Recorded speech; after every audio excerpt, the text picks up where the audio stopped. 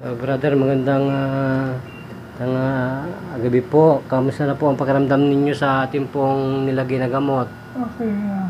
Bakit po kanina? Medyo masakit po ang katawan? Okay. Hmm? Opo.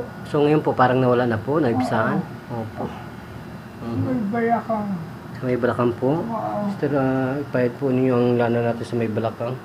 At nagustuhan ni brother yung ating pong ginagawang pagsiservisyo para po sa katulad ni brother na naghahanap ng tamang mediko, tamang daan.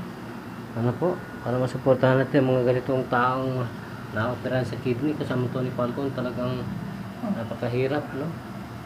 Dahan. Napakahirap ng Oo. tandaan lang po. Okay? Sa baba. So, kung tayo po kakibat ng ganitong programa, palagay ko wala na pong madadialysis, wala nang maoperahan sa kidney kung tama ang ating ginagawang proseso sa mga pagkain at pamamaraan po ng self-healthcare remedies sa bahay pa lamang po ay nagagamot na ang karamdaman. Tama po ba yun? Oo. Dapat po maging doktor tayo ng sarili nating katawan at kalusugan. So kakatama to, naka-ano pa yan? Ano pa to? Vibrator pa. Yan pa si Lord pa, nandiyan na po. Live na live ang isa guys sa ating harapan. Ang presensya ng Panginoon. So ano pong pangalan natin, brother? Oliver. Oliver ano po? Oliver Orpang. Oliver po. So brother Oliver, gano'n na po kaganda ang bayawang? Okay. Okay na po. Ay, dapat po magkaroon tayo talaga ng ganito pong kandungang bayan sa kapwa para po may ibsa ng mga karamdamang bumabalo sa ating mga tahanan. Ano po? So ano po pangalan natin, sister? Kayo po ang caretaker. Maylie po. Mary, ano po ang pangalan natin? Maylie. Ano pong apelyido? Boy. Esmeralda po. Ito magandang gabi po. Sister, ano pong pangalan natin? Norma po. Ano pong apelyido ng beauty? Sulaya. Kaya, ano pong masasabi ninyo? Gustuhan daw po, sabi ni po nyo kanya, ayaw niya magpatas. Bakit nagpatas po ngayon? Mabuti kung gano'n. Yun naman ang gusto namin na gumaling. Gumaling po. Magpakilala po muli. Ano pong tunay na pangalan at apelyido? Norma po.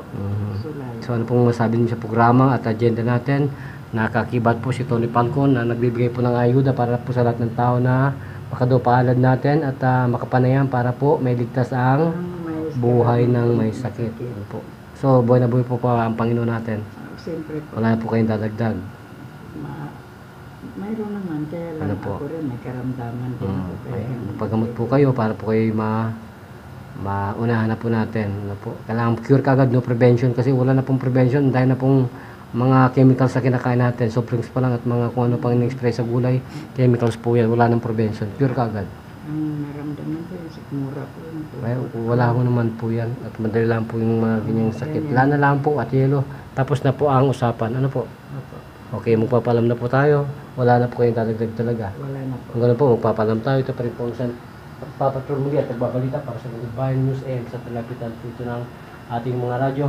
At ganoon pa rin po sa ating buting lingkod, Tony Falcon, Lingkod Bayan Media.